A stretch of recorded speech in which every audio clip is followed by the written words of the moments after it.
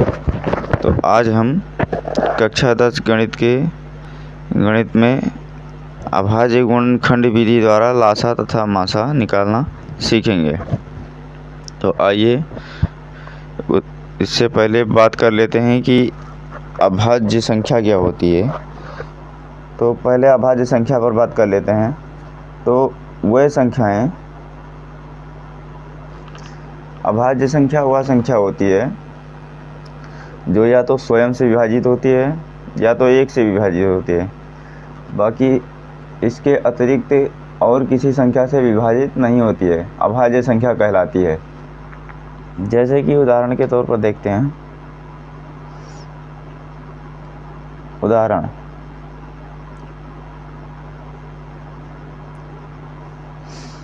एक क्या है? एक क्या है? अभाज्य संख्या, अभाज्य संख्या है या भाज्य संख्या? तो एक तो स्वयं से तो विभाजित हो जाएगी, स्वयं से तो विभाजित हो जाएगी, लेकिन चाहे एक को एक से विभाजित करो या स्वयं से विभाजित करो, बात एक ही है। एक कहीं दो संख्या तो है नहीं, कोई अलग अलग संख्या तो है नहीं। और जब ये अलग अलग संख्या है नहीं, मतलब एक ही संख्या है, तो फिर ये दोनों कंडीशन फुलफिल नहीं करेंगी। अभाज्य संख्या की कंडीशन होती है कि वो या तो एक से विभाजित हो या स्वयं से विभाजित हो। तो इसमें एक ही नंबर है, एक ही लिखा हुआ है और एक ही से विभाजित करोगे, केवल एक ही से विभाजित होगा, बाकी और कोई अलग नंबर तो इसमें आता नहीं, अलग नंबर से डिवाइड होगा भी नहीं। तो इसलिए ये एक भाज्य संख्या है। एक क्या है? एक भाज्य संख्या है। तो दो एक से भी कट रहा है और दो से भी कट रहा है। दो तुम्हारा एक से भी कट रहा है और दो से भी कट रहा है। तो जब दो संख्याओं से कटे कोई संख्या, तो एक से कटे और एक खुद से कटे, तो वो अभाज्य संख्या कहलाती है। बाकी और किसी संख्या से नहीं कटनी चाहिए। तो मैंने आपको सभी संख्याओं में दो ही एक ऐसी संख्या है जो सम अभाज्य संख्या है, मतलब जो सम संख्या भी है और अभाज्य भी है। अब आगे बात करते हैं तीन की। तो तीन भी एक अभाज्य संख्या है। वो इसलिए कि तीन एक से कट रही है और तीन से कट रही है। मैंने आपको इधर भाग करके दिखाया, साइड में भाग करके दिखाया। पहले एक से भाग किया तीन में, तीन बार में चला गया, पूरा पूरा कट गया। दो से किया भाग तो नहीं कटा, एक रिमाइंडर बच गया, एक शेषफल बच गया।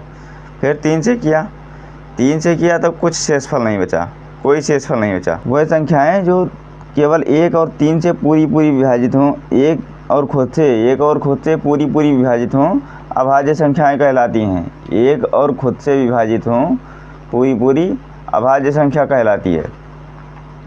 तो ये तीन तुम्हारा एक से विभाजित हो रहा है और तीन से विभाजित हो रहा है, बाकी इसके सिवाय किसी और अन्य नंबर से विभाजित नहीं हो रहा, तो ये एक अभाज्य संख्या है। ऐसे चार को लिए, चार एक से विभाजित हो रहा है, दो से विभाजित हो रहा है, चार से विभाजित हो रहा है। तो चार तुम्हारा दो संख्याओं से ज़्यादा संख्याओं से विभाजित हो रहा है, दो से अधिक संख्याओं से विभाजित हो रहा है, इस नाते ये भाज्य संख्या है, भाज्य संख्या है। ये एक से भी कट रहा है, दो से भी कट रहा है, चार से भी कट रहा है। अगर एक और चार से ही केवल कटता, दो से भाग नहीं लग पाता इसमें, अगर दो से ही विभाजित नहीं होता, तो ये भी एक अभाज्य संख्या होती। मगर ये एक से भी कट रहा है, दो से भी कट रहा है, चार से भी कट रहा है, तो ये तुम्हारी एक भाज्य संख्या है। आई होप कोई इतनी बातें क्लियर हो गई होंगी आपको। अब बात करते हैं अभाज्य संख्याओं की। मैंने आपको कुछ अभाज्य संख्याएं लिखवाई है, जैसे कि 2, 3, 5, 7, 11, 13, 17, 19, 23, 29, 31, 37, 41, 43, 47। ये अब बात करते हैं अभाज्य गुणनखंड विधि द्वारा मासा तथा लासा निकालना। लासापा तथा मासापा दोनों निकालना है। आपके पेपर में कभी कभी लिखा मिलेगा HCF तथा LCM, अंग्रेजी में HCF तथा LCM लिखा मिलेगा। तो आइए बात करते हैं 36 तथा 45 का लासा निकालने का तरीका। तो पहले इनका अभाज्य गुणनखंड करते हैं, एक एक संख्याओं का अभाज्य गुणनखंड करते हैं। तो पहले लासा निकालते हैं, पहले लासा निकालते हैं, लासापा। शॉर्टकट में लासापा का कहते हैं, वैसे इसका फुल फॉर्म होता है लघुत्तम समापवर्तक, लघुत्तम समापवर्तक, लघुत्तम समापवर्तक, लघुत्तम समापवर्तक। तो 36 45 का लासा निकालने के लिए पहले 36 का अभाज्य फैक्टर निकालते हैं, अर्थात अभाज्य गुणनखंड निकालते हैं। तो उसको कुछ इस प्रकार से निकाला जाता है। पहले सबसे छोटी अभाज्य संख्या से इसमें भाग किया जाता है, और तब तक किया जाता है जब तक ये उससे कटती रहे। उसके बाद उससे बड़ी, फिर उससे बड़ी, फिर उससे बड़ी, और लास्ट में इसमें जब 1 आ जाएगा वह काटना बंद कर देंगे। जब तक इसमें 1 नहीं आता है तब तक काटते रहते हैं। पहले 2 से काटते हैं, 2 ही एक सबसे छोटी अभाज्य संख्या है, मैंने आपको पहले ही बताया है। तो 2 से काटते हैं, तो ये भाग करके इधर देख लीजिए या फिर डायरेक्ट कर दीजिए। तो 2 से जब भाग करोगे तो ये आएगा, पहले एक बार में ले जाओ, बचेगा 1, 2 अट्ठे 16, कितने बार में कट गया 18। तो यहाँ आया 18, फिर 2 से जब आप भाग करोगे तो आएगा 9, फिर 3 से भाग, अब 2 से कटेगा नहीं, ये एक विषम संख्या है तो सम से कटेगा नहीं। 9 एक विषम संख्या है तो ये सम से कटेगा नहीं। 9 एक विषम संख्या है तो ये सम संख्या से विभाजित होगी नहीं, सम संख्या से विभाजित होगी नहीं। अब काटते हैं अगली अभाज्य संख्या। तो अगली अभाज्य संख्या अपनी है 3, उससे चेक करते हैं, तो ये 3 बार में कट जाएगा, 3 त्रिके 9। फिर 3 से काटते हैं, और तब तक काटेंगे जब तक ये कटना बंद ना हो जाए। अब 3 से जब काटोगे तब 1 आ जाएगा, और जहाँ 1 आ गया वहाँ काटना बंद। अब इसके अभाज्य गुणनखंड हुए 2, 2, 3, 3। तो इनको लिख लेते हैं कुछ इस प्रकार से, 2 गुणे 2, फिर गुणे 3 गुणे 3। इन सब के बीच में गुणे का निशान लगाकर वही उतार देते हैं यहाँ पे। तो 36 का अभाज्य गुणनखंड क्या हुआ, 2 गुणे 2 गुणे 3 गुणे 3, 2 गुणे 2 गुणे 2 3 गुणे 3। अब दूसरा करते हैं 45 का। पहला तो ये 36 का निकाल लिए, दूसरा निकालते हैं 45 का। दूसरा 45 का निकालते हैं। 45 का जब अभाज्य गुणनखंड निकालोगे तो पहले ये देखो कौन सी संख्या है, ये आपकी एक विषम संख्या है। तो ये सम संख्या से तो कटेगी नहीं, तो पहले विषम से ही स्टार्ट करते हैं। तो 3 से काटना स्टार्ट करते हैं, तो ये 15 बार में कट जाएगा, 15 बार में। फिर 3 से काटते हैं, विषम संख्या है तो ये 5 बार में कट जाएगा। फिर 5 से काटो, 5 से विभाजित करो, तो 5 से 1 बार में कट जाएगा। तो 1 बार में जब ये कट गया, नीचे 1 आ गया, तो यहीं से इसको काटना बंद कर देते हैं। तो 45 का क्या हुआ, अभाज्य गुणनखंड 3 गुणे 3 गुणे 5। आई होप आपको इतनी बातें क्लियर हो गई होंगी। अब इसमें क्या करना रहता है, अब इसमें हम जोड़ा बनाते हैं। जिसका जोड़ा बन जाएगा, जो मतलब दोनों में जो संख्याएं कॉमन मिल जाएंगी उन्हें एक बार हम नीचे लिख देंगे। तो कॉमन ढूंढते हैं, इसमें 2 है, इसमें सबसे पहले 2 है, लेकिन इसमें 2 नहीं है, तो 2 कॉमन नहीं मिलेगा। हाँ, एक बात और ख्याल रखना है, जो कॉमन नहीं मिलेगा उसको भी उतारते चलना। तो ये 2 कॉमन नहीं मिल रहा है, इसको पहले उतार लो। फिर देखो एक ये भी 2 है, यहाँ भी ऊपर एक और 2 है, और यहाँ कोई 2 नहीं है, तो इसको भी उतार लेते हैं। 2 गुणे 2। अब 3 को देखते हैं, यहाँ भी 3 है, यहाँ भी 3 है, तो इन दोनों 3 में से एक 3 को लिख लेते हैं। अब फिर क्या बचा, यहाँ भी एक 3 है और यहाँ भी एक 3 है, तो ये दोनों में से एक को कॉमन ले लेते हैं। मतलब कॉमन मतलब उभयनिष्ठ।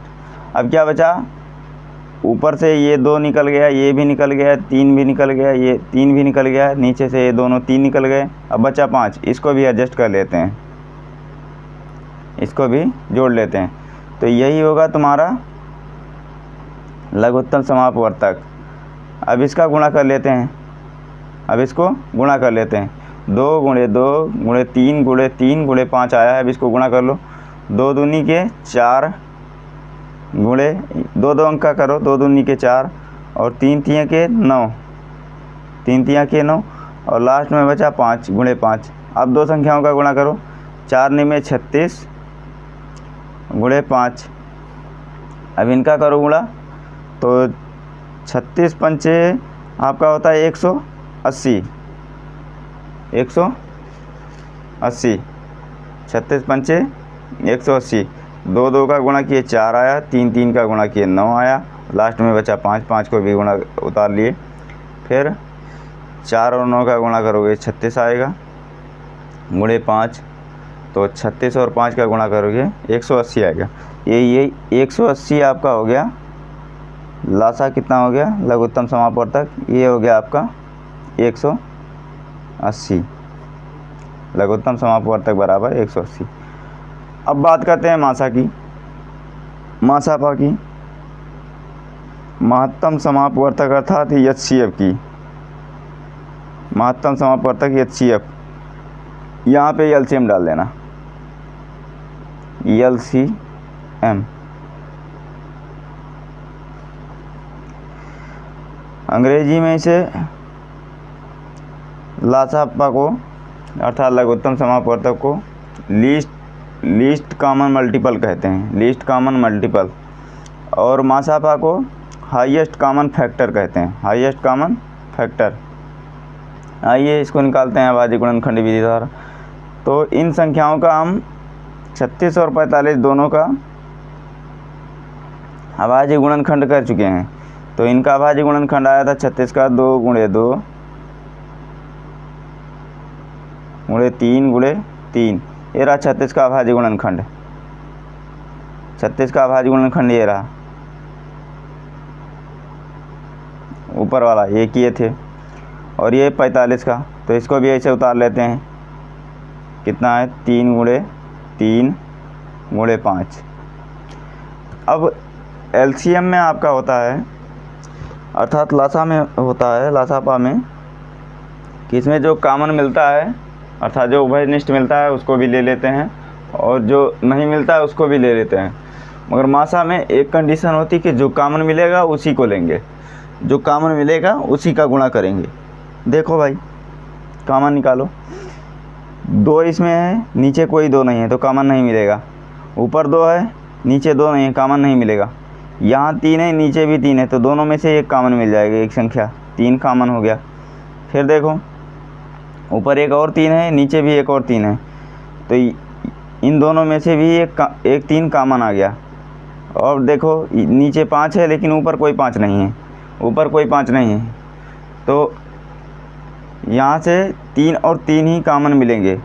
इसमें 3 था और इसमें भी 3 था, तो दोनों 3 में से एक 3 कॉमन हो गया।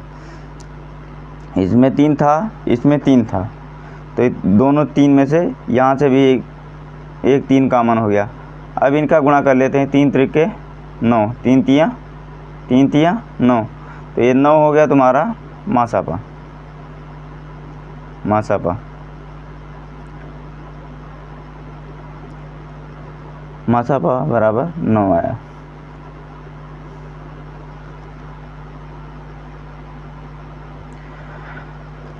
अब बात करते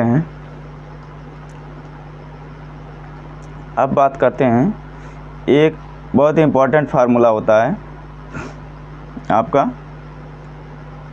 जैसे हमने ये 2 संख्याएं ली 36 और 45, 36 और 45, तो इनका जब गुणा करोगे, इनका जो गुणा होगा वो तुम्हारा ये जो मासा आया है और ये जो लासा आया है, मासा और लासा के गुणनफल के बराबर होगा। अर्थात LCM इसका 180 आया है और HCF इसका 9 आया है, तो ये दोनों आपस में बराबर होंगे। जब गुणा करोगे तो ये दोनों का मान बराबर आएगा। तो गुणा करके देखो 36 और 45 का। पहले 36 और 45 का करते हैं। 5 छक्के 30 और 5 तियाँ 15 और हाथ आए 5 छक्के 30, 30 के 0, हाथ आए 3 और 5 3 है 15, 15 और 3 3 हासिल 18। फिर 4 से करते हैं, 4 छक्के 24, हासिल आई 2, 4 3 12, 12 और 2 14, 0 8 4 12 के 2, 4 1 5 1 6, एक को ऐसे ही उठा लेते। तो ये आया 1620, 1620 बराबर, इसका गुणा करो 180 गुणे 9, तो 9 0 0, 9 8 72 के 2, 9 8 72 के 2 हासिल 7 और 9 1 कम 9 और 7 16, तो ये कितना आया 1620, 1620। तो अर्थात जो दो संख्याएं आपने ली थी उनका गुणनफल और लासा और मासा का गुणनफल हमेशा बराबर होगा, दोनों का गुणनफल हमेशा बराबर होगा। इसी पे एक फार्मूला है, जैसे मैंने मान लिया ये पहली संख्या है, 36 पहली संख्या है और ये 45 दूसरी संख्या, और ये तुम्हारा था लासापा अर्थात एलसीएम लासापा, गुणे ये क्या था, ये आपका था मासापा।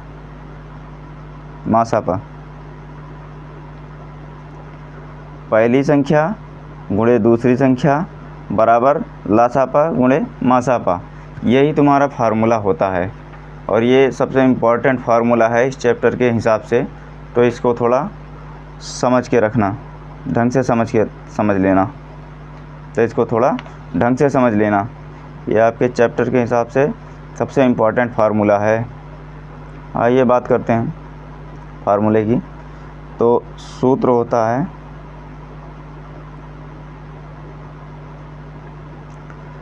लासापा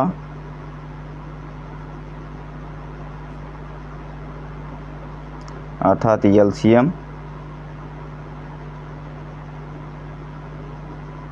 गुणे, यहाँ काटो, यहाँ लिखते हैं सूत्र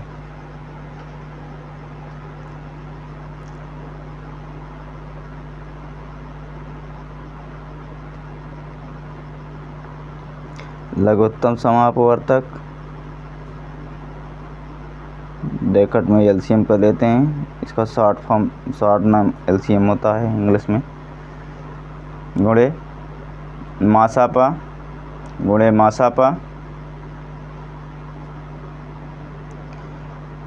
बराबर HCF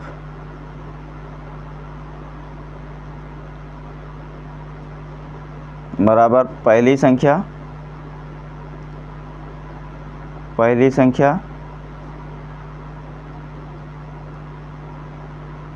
गुणे दूसरी संख्या। तो आज के इतना ही, मिलते हैं कल की क्लास में। आज के लिए इतना ही, मिलते हैं कल की क्लास में।